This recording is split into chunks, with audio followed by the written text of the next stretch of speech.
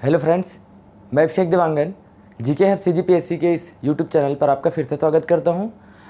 आज से हम एक नया सब्जेक्ट शुरू करने वाले हैं, भारत का संविधान। पूरी डिटेल क्लास रहेगी और लास्ट भाग 22 तक का इसको पूरा डिटेल आपको कवर कराया जाएगा। बहुत कम समय में आपको इतने सारे कंटेंट दिए जाएंगे जिसमें एग्ज़ाम में जितनी आती है केवल और केवल उतने ही कंटेंट आपको पढ़ाया जाएगा। कोई एक्स्ट्रा फैक्ट नहीं पढ़ाया जाएगा, लेकिन यकीन मानिए इतना पढ़ने के बाद आप स्टेट पीएससी और व्यापम का कोई भी एग्ज़ाम आप दिला सकते हैं। ठीक है, तो चलिए। और रही बात छत्तीसगढ़ की भूगोल की, तो वो सीरीज़ पैरेलल चलती रहेंगी। जैसे आज भूगोल की संविधान की एक क्लास डल रही है, तो शाम को हो सकता है आपको छत्तीसगढ़ का भूगोल का क्लास मिल जाए। छत्तीसगढ़ इतिहास, इसका भी जल्द ही आपको वीडियो मिलने वाला है। आर्ट एंड कल्चर और उसकी हिस्ट्री की छत्तीसगढ़ की, इसकी भी वीडियो आपको बहुत जल्द ही मिलने वाली है। तो अगर आपको वीडियो पसंद आ रहा है तो प्लीज़ इसको शेयर कीजिए, लाइक कीजिए और जितना हो सकता है सपोर्ट कीजिए। तो चलिए इसको शुरू करते हैं। देखिए, पहले शुरू कर रहे हैं भारत का संविधान। हम शुरू कर रहे हैं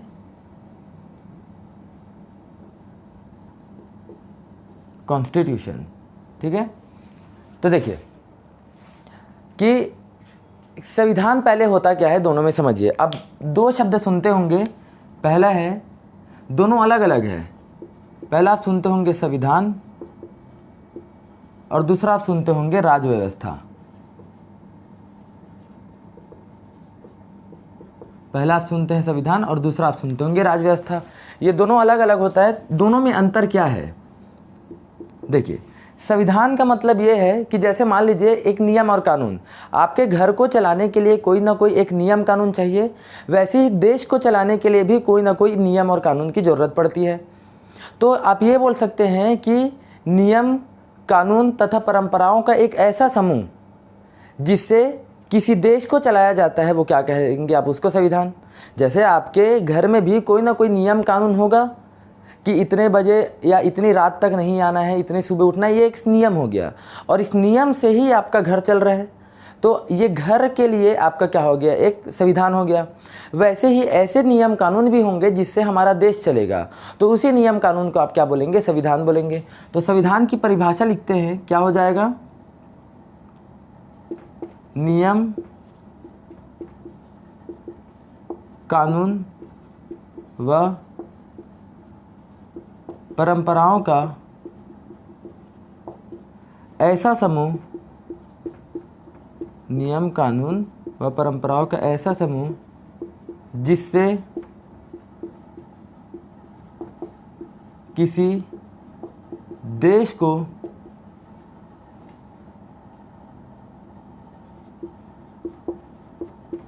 चलाया जाता है, वो क्या कहलाएगा? संविधान कहलाएगा। समझ रहे हो? तो नियम और कानूनों का ही समूह क्या कहलाएगा? संविधान कहलाएगा शॉर्ट में। तो राज्य व्यवस्था क्या है फिर? राज्य व्यवस्था ये है कि इस नियम और कानून को लागू करने के लिए जो व्यवस्था अपनाई जाएगी वही क्या कहलाएगा? राज्य व्यवस्था। तो इन नियमों को या नियम कानून और परंपराओं को लागू करने हेतु अपनाई गई व्यवस्था ही क्या कहलाती है? राज्य व्यवस्था कहलाती है। दोनों में समझ आ रहा है मैं क्या बोल रहा हूँ? ठीक है, जैसे आप घर में एक नियम बनाए हो, वो तो संविधान हो गया, लेकिन इसको किस तरह से पालन करना है, इसके लिए आप कुछ व्यवस्था बनाओगे। ठीक है, कुछ सिस्टम बनाओगे, व्यवस्था बनाओगे, वही व्यवस्था आपके घर के लिए राज्य व्यवस्था कहला जाएगी। वैसे सेम है, संविधान मतलब होता है नियम और कानून, और उस नियम और कानून को चलाने के लिए जो व्यवस्था आप अपना रहे हो उसको आप क्या बोलते हैं? राज्य व्यवस्था।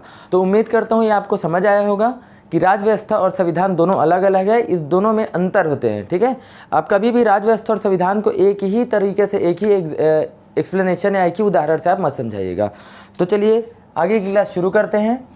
हम संवैधानिक इतिहास या संवैधानिक विकास इसको अभी नहीं पढ़ेंगे, उसके लिए प्लेलिस्ट में अलग से वीडियो डलती रहेगी कि हमारे संविधान को बनने के लिए कौन कौन से तरीके अपनाने पड़े हैं, संवैधानिक इतिहास का हमारा पूरा का पूरा कैसा एक दौर रहा है, 1773 के रेगुलेटिंग एक्ट से लेकर हम 1935 के भारत शासन अधिनियम तक क्या क्या एक प्रोसेस हुआ है, एक प्रक्रिया हुआ है जिसके तहत हमने भारत के संविधान को बनाने में, और उसके अलावा जब भारत का संविधान लागू हुआ 1950 में तब क्या क्या व्यवस्था थी, ये सभी चीज़ों को हम बाद में अच्छे से एक प्लेलिस्ट आएगा उसमें हम उसको कवर करेंगे। आज से हम शुरू करने वाले हैं भारत के जितने भी संविधान के जितने भी भाग हैं उसको अभी हम 22 भाग को, संविधान के जितने भी 22 भाग है उसको ट्रिक के माध्यम से समझेंगे। बहुत आसान है भाग 22 तक का समझना, कोई भी कठिन नहीं है। मैं बताते रहूँगा कि आपको कौन कौन सी चीज़ें इंपॉर्टेंट है, और यकीन मानिए कि आपको इम्पॉर्टेंट भी रटने की ज़रूरत नहीं है, आपको केवल और केवल देखने की ज़रूरत है, भाग 22 आपको याद हो जाएगा। लेकिन उससे पहले आपको समझना पड़ेगा कि संविधान आखिर है कैसा, संविधान का बुक बना कैसे है। तो उसके लिए जैसे मैं एक बुक रखा हूँ यहाँ पर, इसको आप समझिएगा। सबसे पहले मैं यहाँ पर दिखा दूँगा, यहाँ पर डिस्प्ले में दिखा दूँगा कि जैसे मान लीजिए बुक है, बुक में क्या होता है, सबसे पहले उसके हेडिंग रहेंगे। जैसे मान लीजिए भारत का संविधान की बुक है, तो भारत के संविधान में सबसे पहले आपको लिखा हुआ मिलेगा भारत का संविधान। तो सबसे पहले क्या हो गया, हेडिंग हो गया इसका। जैसे ही आप इसको कुछ इस प्रकार ओपन करेंगे, इस प्रकार ऐसे, तब आपको मिलेगा यहाँ पर प्रस्तावना, इंट्रो पार्ट मिलेगा, इंट्रोडक्शन, कि आखिर ये बुक बोलना क्या चाहती है, कि ये कंप्लीट बुक है, उस बुक ये आखिर कहना क्या चाहती है, उसको एक पेज में लिखा जाएगा और उसको क्या बोला जाएगा, प्रस्तावना। ठीक है। जैसे ही आप दूसरे पेज में आएंगे तो जैसा आप पढ़ते थे, आप स्कूल लाइफ में पढ़ते थे कि पाठ होता था, अध्याय, लेसन, वैसे ही यहाँ पर याद रखिएगा इसमें भाग में बांटा गया है। मतलब एक बुक है, यहाँ पर देखिए एक बुक है, बुक का अपना एक क्या होगा, वहाँ पर हेडिंग होगा। जैसे भारत का संविधान उसका एक हेडिंग है। उसके बाद क्या होगा, यहाँ पर आपको मिलेगा इंट्रो पार्ट मिलेगा, इंट्रोडक्शन, प्रस्तावना वाला पार्ट मिलेगा, प्रस्तावना दिया रहेगा। प्रस्तावना के बाद आपको इसी पूरे के पूरे संविधान जितने मोटे पेज में हैं, जितने हैं, उसको कई, जैसे आप पढ़ते थे ना, लेसन 1, लेसन 2, लेसन 3, लेसन 4, ऐसी, वैसे ही संविधान को कई भाग में बांटा गया है, कई पार्ट में बांटा गया है, और पार्ट को भी कई और छोटे छोटे टुकड़े में बांटा गया है। जैसे आप मान लो जैसे पढ़ रहे हैं राष्ट्रपति के बारे में, तो राष्ट्रपति की शक्तियाँ अलग हो गई, राष्ट्रपति के कार्य अलग हो गए। ठीक है। ये सभी के सभी क्या है, ये राष्ट्रपति तो है, तो एक राष्ट्रपति जैसे मान लीजिए भाग में आ गया मान लो, तो उसके अंतर्गत उसके कार्यों को भी हम अलग अलग भागों में डिवाइड कर देते हैं।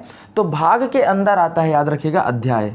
एकदम बेसिक है, जो आप स्कूल में पढ़ते आ रहे हैं वही सब है।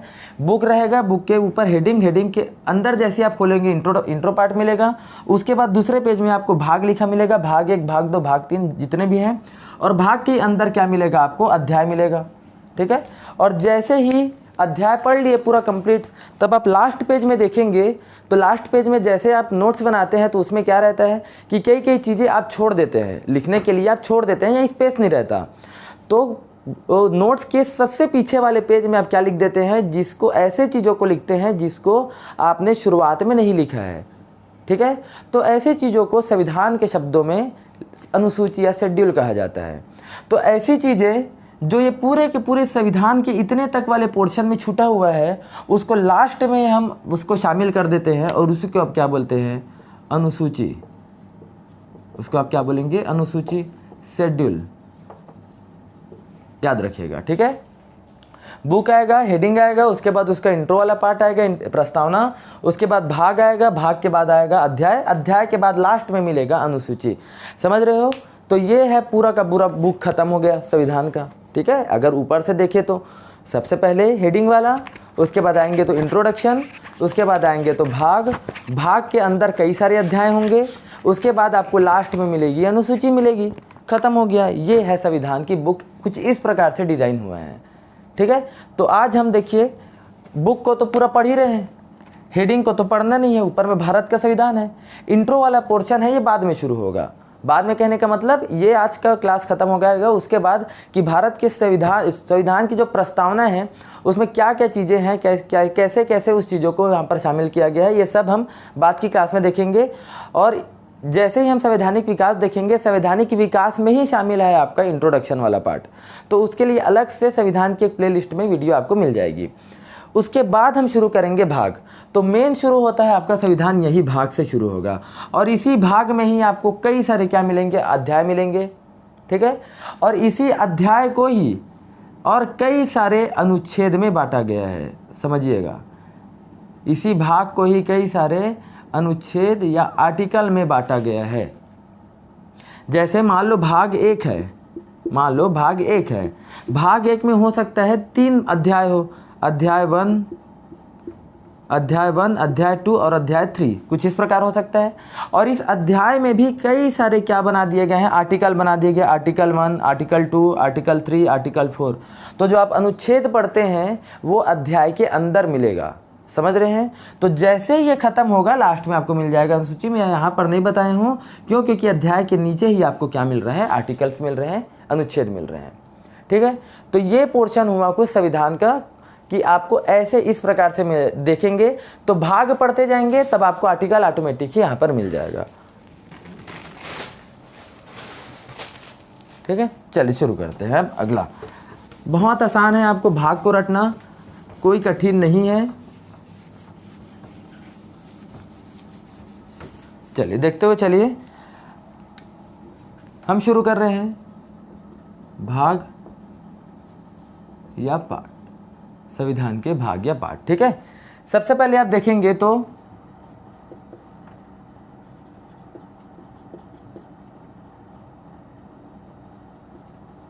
भारत के मूल संविधान में, भारत के मूल संविधान में कितने, भारत के मूल संविधान में 22 भाग है। इतना याद रखिएगा। मूल संविधान मतलब जब 26 जनवरी 1950 को हमारा संविधान लागू हुआ था, तो जो सबसे पहले लागू हुआ था उसी को कहा जाता है मूल संविधान, सबसे प्राचीन समय का, ठीक है। तो मूल संविधान जो जिस दिन हमारा संविधान लागू हुआ था उसी को आप बोलेंगे मूल संविधान। तो मूल संविधान में कितने भाग थे, टोटल 22 था, ठीक। इसमें 4 चीज़ें अभी तक जोड़ी गई है, 4 बार संशोधन किया गया है। किसमें, भाग में कितनी बार, 4 बार संशोधन किया गया, याद रखिएगा। तो 4 बार किया गया तो कितना हो गया, 22 + 4 कितना हो गया, 26 होना चाहिए, ठीक है। और एक चीज़ याद रखिए, कभी भी जैसे संशोधन हो रहा है, तो चलिए इसको मैं लास्ट में बताता हूँ कि इसको आपको कैसे याद रखना है, ठीक है।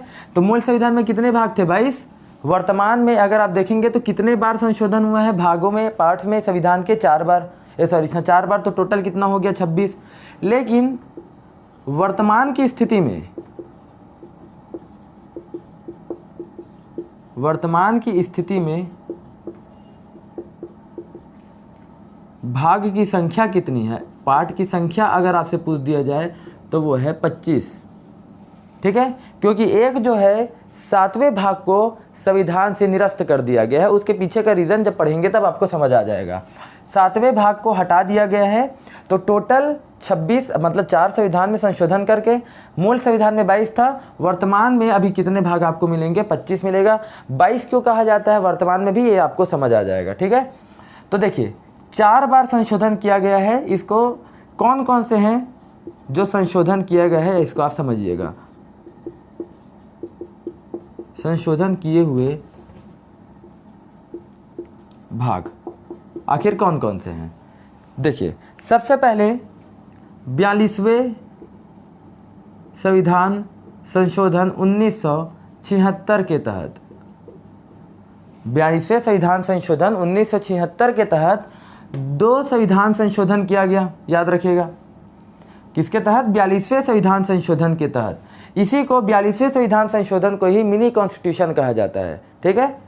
मिनी कॉन्स्टिट्यूशन क्योंकि इसमें इतने सारे संविधान में संशोधन हुए थे कि ये अपने में एक छोटा सा संविधान है, इसीलिए। तो 42वें संविधान संशोधन 1976 के तहत 2 याद रखिए भाग जोड़े गए। पहला है भाग 4A, या आप इसको क बोल दीजिए, और दूसरा है भाग 14A, ठीक है, अब आप समझिए मैं उतना समय बताने की कोशिश कर रहा था। अगर मैं इसमें 4a है और अगर आप इसको ऐसा भी लिख सकते हो, भाई a मैं बोल रहा हूँ तो आप उसको कैपिटल भी लिख सकते हो, स्मॉल भी लिख सकते हो, लेकिन ये लिखना गलत है।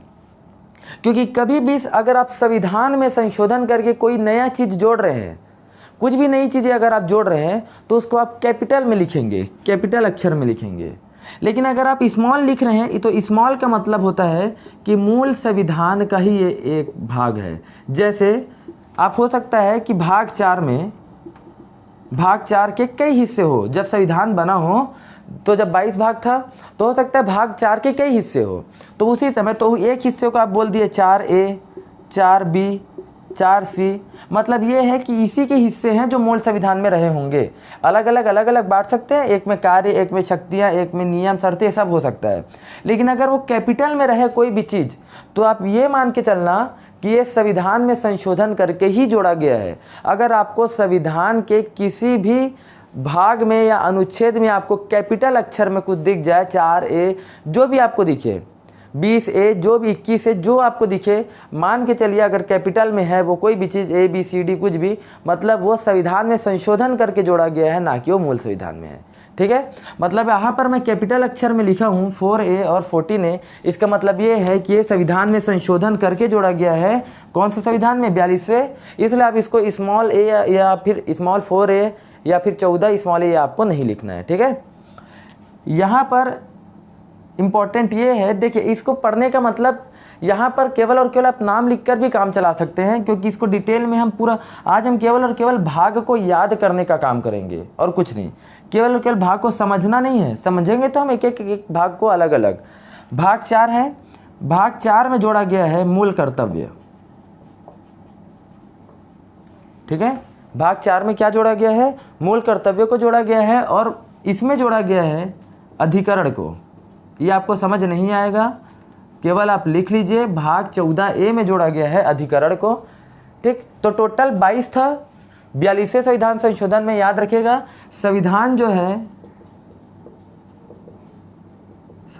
है वो लागू कब हुआ, अगर आपसे क्वेश्चन आया तो ये हुआ 26 जनवरी 1950। ये आपको याद रखना है, ये छोटा सा है ना। तो उसी समय देखिए 50 में तो 22 था, उसके बाद 2 बार संविधान में संशोधन हुआ। 76 में एक में आया मूल कर्तव्य और एक में आया अधिकरण। तो 22 के बाद 2 जोड़ा गया, कितना हो गया? ये हो गया अपना 22 के बाद 23 और 24 हो गए। लेकिन ये हो गया पहला, जब में संविधान में संशोधन किया गया। दूसरा अगर आप देखेंगे तब आपको एक मिलेगा यहाँ पर भाग 9। भाग 9 में 2 चीज़ें जोड़ी गई। भाग 9 में पहला है भाग 9 का ए जोड़ा गया, देखिए इसमें भी कैपिटल है, और दूसरा जोड़ा गया भाग 9 का बी जोड़ा गया। ठीक है, देखिए दोनों में क्या मिल रहा है आपको? कैपिटल और कैपिटल मिल रहा है, मतलब इसको संविधान में संशोधन करके जोड़ा गया। तो जब इसको 9a जोड़ा गया, इसका मतलब इसको कौन से संविधान संशोधन से जोड़ा गया है? इसको जोड़ा गया है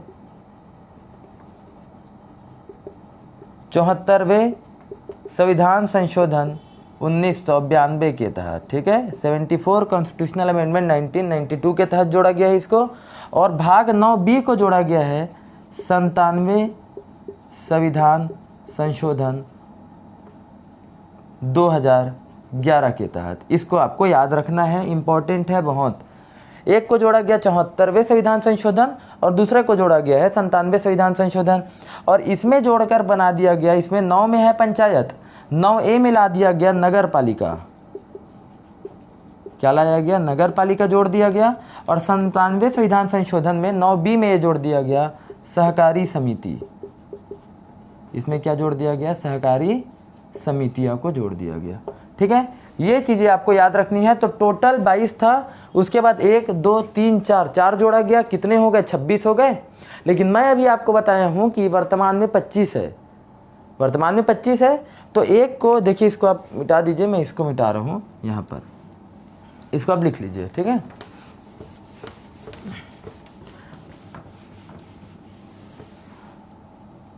एक है 7वें संविधान संशोधन 1956 के तहत। ठीक है। 7वें संविधान संशोधन 1956 के तहत याद रखिएगा भाग 7 को समाप्त कर दिया गया है।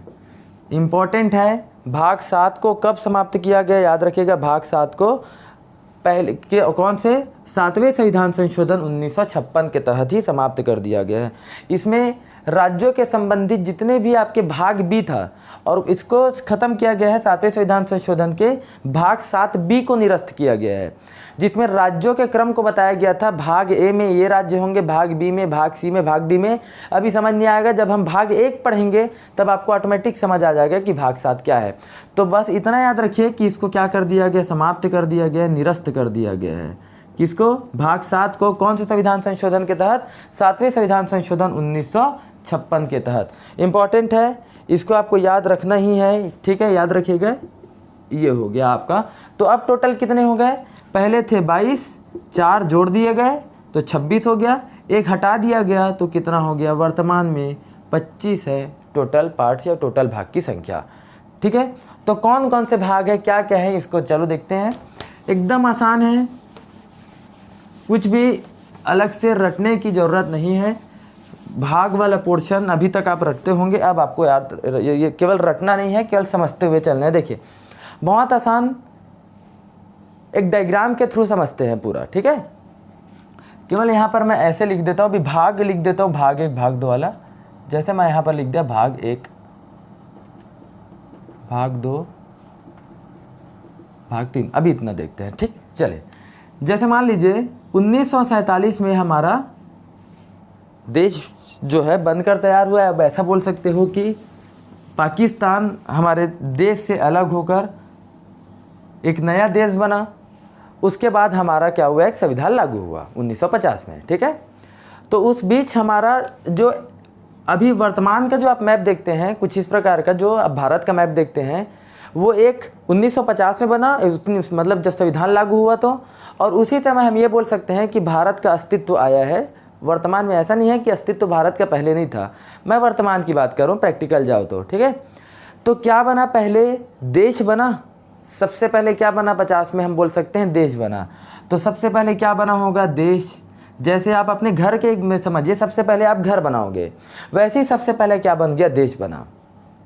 और उसके क्षेत्र बने होंगे, ठीक है। जैसे रूम, घर बना, उसके अलग अलग रूम बने होंगे, वैसे ही पहले देश बना, उसके अलग अलग राज्य बने होंगे। अब जैसे घर बन गया तो घर में बनने के लिए नागरिक भी तो चाहिए, लोग भी तो चाहिए। वैसे ही जब देश बन गया तो देश में रहने के लिए नागरिक भी तो चाहिए। किसी को आके आप रखोगे तो ज़रूर, या कोई ना कोई आके रहेगा तो ज़रूर। और जब नागरिक आ गए आपके घर में, तब उसको आप कोई ना कोई अधिकार भी तो दोगे। तो वैसे ही जब देश बना, नागरिक आ गए, तो इनको कोई ना कोई आप क्या दोगे, अधिकार दोगे कि आप ये करेंगे, ठीक है। और जब आप इसको अधिकार दे दोगे तो केवल देश बनने से, नागरिक के बन जाने से, उनके अधिकारों को दे देने से नहीं होता। जब राज्य ही आपको अधिकार को देने के लिए कोई योजना ही नहीं बनाएगी तो इसके लिए कैसे होगा। तो उसके बाद ये बोला गया कि एक काम करते हैं, आप अधिकार का यूज़ ऐसे नहीं कर सकते। हम राज्य को क्या करते हैं, निर्देश देते हैं। याद रखिएगा, निर्देश दे रहे हैं, डायरेक्शन दे रहे हैं, ऑर्डर नहीं दे रहे हैं। निर्देश का मतलब होता है डायरेक्शन। निर्देश दे रहे हैं कि आप क्या करो, इनके जो अधिकार मिले हैं या इनके कल्याण के लिए, लोगों के क्या करने के लिए, कल्याण करने के लिए आप कुछ अच्छा काम करो। एक सामान्य आप देश, अपने घर से समझना, आप घर में पूरा देश, आप एक अपने घर को देश समझिए, लोग रहते हैं, आप नागरिक समझिए, उनके कोई अपना अधिकार होगा ये समझिए। और घर की भी तो कोई ना कोई एक अपनी एक कर्तव्य होगा कि आपके लिए कुछ ना कुछ एक निर्देश करे, एक डायरेक्शन दे आपको कि आपको क्या करना है क्या नहीं करना है। वैसे ये हुआ, ठीक है। ये सब हो जाने के बाद आपको ये बोला जाएगा कि आपको दे दिया गया, अधिकार दे दिया गया, आपके लिए हम कुछ काम कर रहे हैं, लेकिन इसके बाद भी आपका कोई ना कोई कर्तव्य तो बनता है अपने घर के लिए कि आप अपने घर में इतना समय ये करो वो करो, ये आपका कर्तव्य है, ठीक है। जैसे पौधों में पानी डालो, एक एग्जाम्पल की बात बता रहा हूँ मैं, घर के एग्जाम्पल से, पौधे में पानी डालो, एक कर्तव्य होना चाहिए आपका। तो कुछ इसी प्रकार से ये भी था, मान लीजिए, ठीक है। तो क्या क्या इससे समझ आ रहा है, देखिए भाग 1 में आया, पहले क्या आया था, देश। तो देश को क्या बोलेंगे, संघ एवं उसके राज्य क्षेत्र, संघ एवं उसके राज्य क्षेत्र आ जाएगा। देखिए देश, उसके बाद देश में रहने आएंगे नागरिकता, तो भाग 2 में आ जाएगा नागरिक है तो नागरिकता, सिटीजनशिप, ठीक है। तीसरे में क्या आ जाएगा, भाग 3 में, भाग 3 में उसको अधिकार देना चाहिए, तो भाग 3 में आ जाएगा मौलिक अधिकार। क्या आ जाएगा, मौलिक अधिकार। और मौलिक अधिकार क्या बोलते हैं इसको, फंडामेंटल राइट्स बोलते हैं, ठीक। मैं यहाँ पर आर्टिकल्स को नहीं लिख रहा हूँ, क्योंकि धीरे धीरे जब हम पढ़ेंगे, जैसे भाग 1 में आपके 1 से 4 तक है, अनुच्छेद 1 से 4 तक आर्टिकल, भाग 2 में 5 से 11 तक है, भाग 3 में 12 से 36 तक है। ये सब हम नहीं लिखेंगे, क्यों, क्योंकि धीरे धीरे समझाऊंगा तो आपको समझ में आ जाएगा। लेंदी हो जाएगा यहाँ पर, वो आपको भी अच्छा नहीं लगेगा और पढ़ने में भी समस्या होगी। इससे अच्छा स्टेप बाय स्टेप हम उसको कवर करेंगे, ठीक है। भाग 4,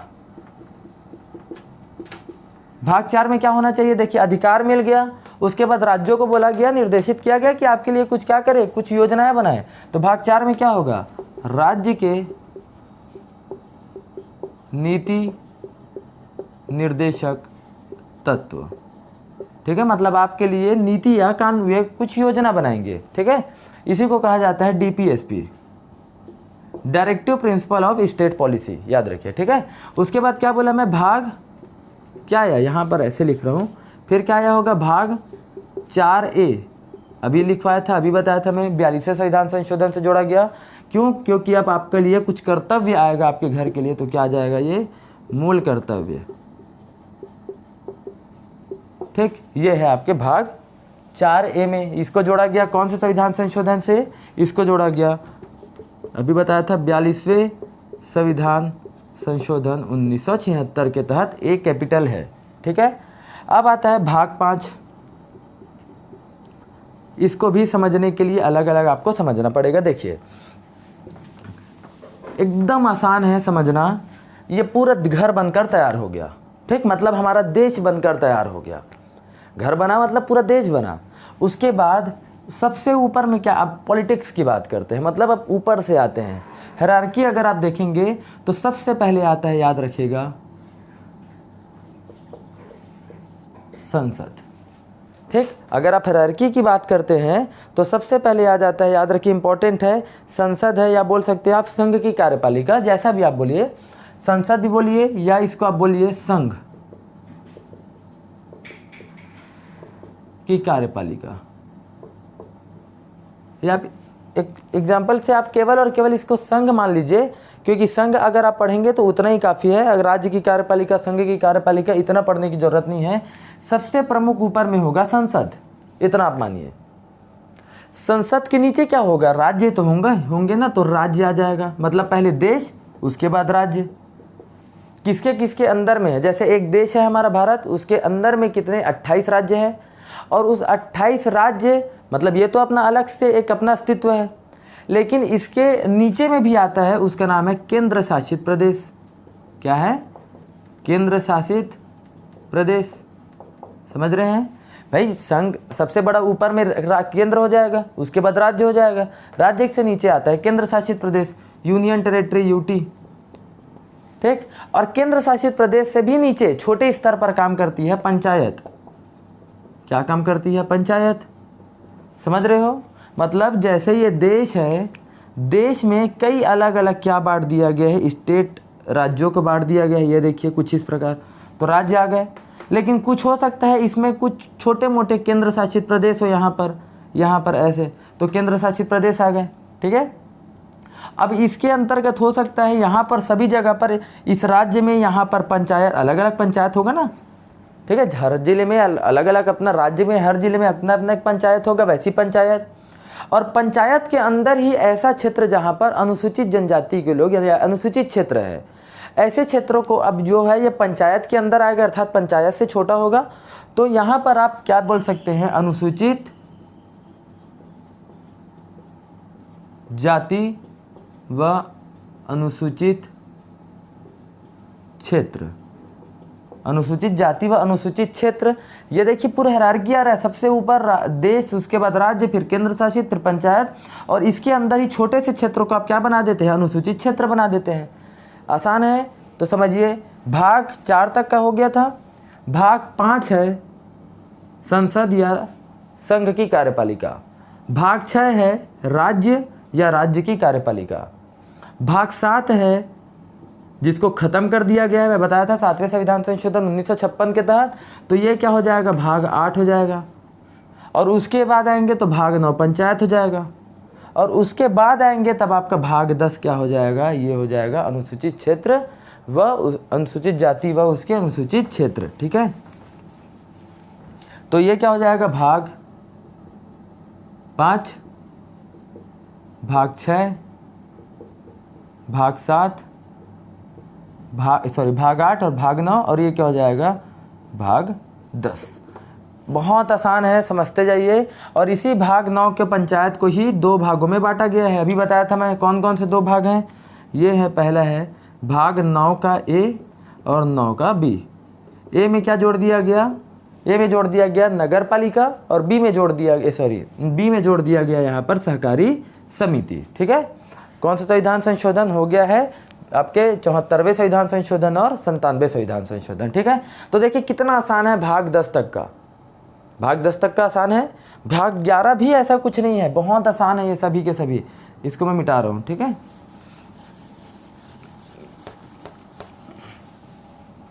देखिए भाग 11 क्या है। देखिए 1 और 1 11, ऐसे आप बोलते हैं ना, 1 और 1 11, मतलब ये 1 और 1 दोनों के, जब 1 और 1 ना रहे तो बोलते हैं ना 1 और 1 मिलकर 11 बनेगा। मतलब 1 अगर अच्छा ना रहे तो कभी भी 1 ना रहे तो 11 बन सकता है क्या, नहीं। मतलब इसके बीच हमेशा एक संबंध बता रहे हैं 1 और 1 के बीच, तो हमेशा केंद्र व राज्य के मध्य संबंध को बताता है भाग 11। केंद्र और राज्य के मध्य संबंध को बताएगा भाग 11। आप इसको ऐसे समझिए, एक लड़का है और एक लड़की है, दोनों एक दूसरे से क्या करते हैं, प्यार करते हैं, शादी करने वाले हैं। ठीक है, 1 और 1, एक लड़का एक लड़की, तो भाग 11 हुआ। दोनों शादी करने वाले हैं तो भाग 11। देखिए केंद्र और बीच, दोनों के बीच में अच्छा संबंध है, तो दोनों क्या करने वाले हैं, शादी करने वाले हैं। तो शादी करने वाले हैं तो घर वाले इनसे पूछे कि तुम क्या करते हो, क्या कमाते हो। भाई पूछेंगे ना लड़के वाले से, तुम क्या कमाते हो, भाई तुम्हारा वित्त के बारे में बताओ कि तुम क्या कमाते हो। वित्त मतलब पैसा होगा। तो लड़का बोला कि मैं जो है वो व्यापार करता हूँ। लड़का क्या बोला, मैं जो है व्यापार करता हूँ। तो ये क्या बोला कि ये व्यापार करता है। तो लड़की के घर वाले बोले कि अगर व्यापार अगर नहीं चला तब क्या करोगे। तब ये बोला कि मैं लोक सेवा की तैयारी करूँगा। तो लोक सेवा, वही लोक सेवा मतलब स्टेट पीएससी यूपीएससी, इसकी तैयारी करेंगे। ठीक है, तो लोक सेवा की तैयारी करने वाला आ जाएगा। ये लोक सेवा मतलब केंद्र और राज्य दोनों आ जाएगा ना, इसको भी देखेंगे। ठीक है, केंद्र व राज्य के अधीन लोक सेवा है। ठीक, ये सब आ जाएगा। तो दोनों शादी करना चाहते हैं, 1 और 1 मिलकर, लड़का लड़की। उसके पूछा गया लड़के से क्या कमाते हो, बोला व्यापार करता हूँ। तो बोला व्यापार फेल हो गया तो क्या करोगे, तो मैं लोक सेवा की तैयारी करूँगा। और अगर ये भी नहीं हुआ तब क्या करोगे। तब वो बोला कि मैं पॉलिटिक्स ज्वाइन करूँगा। और पॉलिटिक्स ज्वाइन करूँगा तो पॉलिटिक्स में क्या आ जाएगा, निर्वाचन आयोग, निर्वाचन आयोग आ जाएगा। तो भाग 11 क्या हुआ, केंद्र व राज्य के बीच संबंध। भाग 12 हो जाएगा वित्त। भाग 13 हो जाएगा व्यापार। भाग 14 हो जाएगा लोक सेवा से संबंधित। और भाग 15 हो जाएगा, याद रखिएगा, निर्वाचन आयोग। तो व्यापार मतलब क्या हो जाएगा, व्यापार क्या है कि भारत के राज्यों के अंदर, भारत के राज्यों के अंदर व्यापार जो भी होगा वो इसके अंतर्गत आ जाएगा। लोक सेवा आयोग केंद्र व राज्य के अधीन जितने भी सेवाएं हैं वो। वित्त मतलब पैसा, पैसा से मतलब क्या जाएगा, पैसा है मतलब वहाँ पर संपत्ति भी आ जाएगी, वहाँ पर संविदाएं भी आ जाएंगी, ये सब आ जाएंगी भाग 12 में। बहुत आसान है, देखिए चलिए। आप दोनों बोले शादी करने, वो बोले कि नहीं पैसा क्या कमाते हो, बोला व्यापार करते हो। व्यापार फेल हो गया तो क्या करोगे, लोक सेवा आयोग, फिर निर्वाचन। इसको याद रखने का तरीका और है। देखिए 15 में क्या बोला गया है आपको, निर्वाचन आयोग। मतलब एक बार अगर चुनाव होता है तो आप 5 साल के लिए रहते हैं, तो वही 15 हुआ। एक बार चुनाव होगा तो एक से हो गया, एक बार चुनाव होगा, अब 5 साल तक आप रहेंगे सरकार में, तो 1 और 5 मिलकर 15 हुआ, तो 15 में याद रखिएगा निर्वाचन आयोग आता है चुनाव। आसान है, तो बहुत आसान है, इसको आपको याद रखना। भाग 1 है संघ एवं उसके राज्य क्षेत्र, भाग 2 है नागरिक, वहाँ पे लोग रहेंगे, भाग 3 में आ जाएगा उसको अधिकार दिया जाएगा फंडामेंटल राइट, भाग 4 में फिर राज्य उसके लिए अच्छा काम करेगा। राज्य का मतलब यहाँ की सरकार राज्य सरकार नहीं है, बाद में पढ़ेंगे कि राज्य का संबंध क्या है। ऐसे कोई भी संस्था, ऐसी कोई भी चीज़ जिसका जो सरकार से या केंद्र सरकार या राज्य सरकार से डायरेक्ट या इनडायरेक्टली रूप से कुछ भी तरीके से जुड़ा हो, वह राज्य कहलाएगा। अभी नहीं आएगा समझ में, बाद में समझेंगे जब हम भाग 3 पढ़ेंगे तो, ठीक है। उसके बाद उनको कुछ कर्तव्य दिया जाएगा, तो 4 हो गया कर्तव्य। उसके बाद आया देश, देश के बाद आया संसद, फिर राज्य आया, उसके बाद राज्य के बाद उसके अंदर में कौन होते हैं, यूटी, उसके मतलब यूनियन टेरिटरी, केंद्र शासित प्रदेश, उसके अंदर होते हैं पंचायतें, और उसके अंदर भी पंचायत के ही कुछ हिस्से को आप क्या बना देते हैं, अनुसूचित जाति व अनुसूचित क्षेत्र बना देते हैं, जहाँ पर अनुसूचित जाति के लोग अधिक रहते हैं, ठीक है। एसटी ट्राइबल वाले जहाँ पर अधिक रहते हैं उसको क्या बना देते हैं आप, अनुसूचित क्षेत्र। भाग 9 में आ जाएगा पंचायत, पंचायत के बाद आ जाएगा अनुसूचित व जनजाति क्षेत्र आ जाएगा भाग 10 में, ठीक है, ये आपको याद रखना है। भाग 11 देखेंगे तब आ जाएगा केंद्र व राज्य के बीच संबंध आ जाएगा, एक एक है तो। भाग 12 में है पैसा क्या कमाते हो, भाग 12 वित्त। भाग 13 में आ जाएगा कि वो बोलेगा मैं व्यापार करता हूँ, व्यापार फैल हुआ, तो भाग 14 आ जाएगा तुम आप लोग लोक सेवा आयोग। भाग 15 आ जाएगा निर्वाचन आयोग, ठीक। तो ये हुआ भाग 15 तक का। अगर आप भाग 16 देखते हैं तो इम्पोर्टेंट नहीं है भाग 16, ठीक, एक भी इम्पोर्टेंट नहीं है, लेकिन तो भी से याद रखना है आपको। भाग 16 में आ जाएगा कुछ विशेष वर्गों के लिए विशेष उपबंध। कहने का मतलब ये है कि एसटी व एससी को लोकसभा और विधानसभा में कुछ उनको रिजर्वेशन दिया जाता है, तो कुछ विशेष वर्ग है वो उनको विशेष उपबंध दिया जा रहा है, कहाँ पर, लोकसभा में और विधानसभा में। याद रखिएगा एसटी रिजर्वेशन आरक्षण राज्यसभा और विधान परिषद में नहीं दिया जाता, इतना आपको याद रखना है, ठीक है। नोट करना तो कर लो, बाकी मैं बताऊंगा। विधानसभा और लोकसभा में ही केवल और केवल एसटी और एससी को रिजर्वेशन दिया जाता है, किसमें, लोकसभा व विधानसभा। राज्य के लिए विधानसभा, केंद्र के लिए लोकसभा। यहाँ पर रिजर्वेशन जो है, यहाँ रिजर्वेशन या आरक्षण केवल एसटी व एससी को दिया जाता है, ओबीसी रिजर्वेशन नहीं होता, याद रखिएगा, लोकसभा व राज्यसभा, लोकसभा व विधानसभा में। और राज्यसभा वह राज्य में क्या होता है, विधान परिषद। जैसा केंद्र में राज्यसभा वैसी राज्य में विधान परिषद। यहाँ पर ना तो एसटी को रिजर्वेशन दिया जाता, ना तो एससी को, ना तो ओबीसी को। कहने का मतलब राज्यसभा और विधान परिषद में किसी भी प्रकार के रिजर्वेशन के बारे में नहीं बताया गया, अर्थात वहाँ पर रिजर्वेशन नहीं दिया जाता। तो लोकसभा और राज्यसभा, लोकसभा और विधानसभा में एसटी एससी को जो रिजर्वेशन दिया जाता है उसके बारे में बताया गया, अनुच्छेद 16 में बताया गया है, सॉरी भाग 16 में। फिर आता है फिर आता है भाग 17, ठीक। भाग 17 कैसे आप याद रखोगे, देखिए भाग 17 का अर्थ है राजभाषा, मतलब आपकी भाषा बहुत अच्छी होनी चाहिए। अगर आप एक टीचर हैं तो आपको पता होना चाहिए कि आप कैसी भाषा का यूज़ कर रहे हैं, और अगर आप भाषा का चयन अच्छे से नहीं करेंगे तो यही जो है वो आपके लिए क्या बन जाएगा, खतरा बन जाएगा, हाँ या ना। अगर आप भाषा का चयन नहीं करेंगे तो यही आपके लिए क्या बन जाएगा, खतरा बनेगा। तो खतरा मतलब 17, तो 17 से आपको क्या याद रखना है, राजभाषा। तो यही आपके लिए क्या बन जाएगा, खतरा बनेगा। और खतरा बनने के बाद इतनी ज़्यादा दिक्कतें हो जाएंगी कि आपको देश में, अगर एक बात की बात करें, देश में अगर आप भाषा का गलत चयन करते हैं तो आजकल के समय ऐसा है कि एक कुछ बोल दो तो दंगे फसाद हो जाते हैं। तो अगर आप भाषा का गलत चयन करेंगे तो इतना हो सकता है कि इमरजेंसी आपातकाल लगाने की ज़रूरत पड़ जाए। तो भाषा का सही चयन करो, नहीं करोगे तो क्या हो जाएगा, आपातकाल लग जाएगा। तो आपात उपबंध कहाँ पर किया गया है, याद रखिए, ये किया गया है भाग 18 में। भाग 18 में क्या किया गया है, आपात उपबंध के बारे में बताया गया है। भाग 19 इम्पॉर्टेंट नहीं है, भाग 19 ठीक, भाग 19 है प्रकीर्णन के बारे में बताया गया है, मतलब राष्ट्रपति और राज्यपाल को कुछ मामले में जो छूट दिया जाएगा ये सबको बताया गया है आपके भाग 19 में। इसको बोला जाता है मिसलेसियस बोला जाता है, लिख लीजिएगा। प्रकीर्णन या प्रकीर्ण का मतलब है मिसलेसियस होता है, जो इसको भाग 19 में रखा गया है, इंपॉर्टेंट नहीं है। उसके बाद आएगा भाग 20, ठीक है, भाग 20 देखिए क्या पढ़ रहे हैं आप, 20 पढ़ रहे हैं तो 20 से याद रखो इसको हटा दो तो क्या बन जाएगा, बस बन जाएगा। 20 से ई की मात्रा हटा दोगे तो बस हो जाएगा। मतलब ये बोला गया कि बस अब इतना ही हम करेंगे, इसके बाद हमको कुछ संशोधन करने की ज़रूरत है।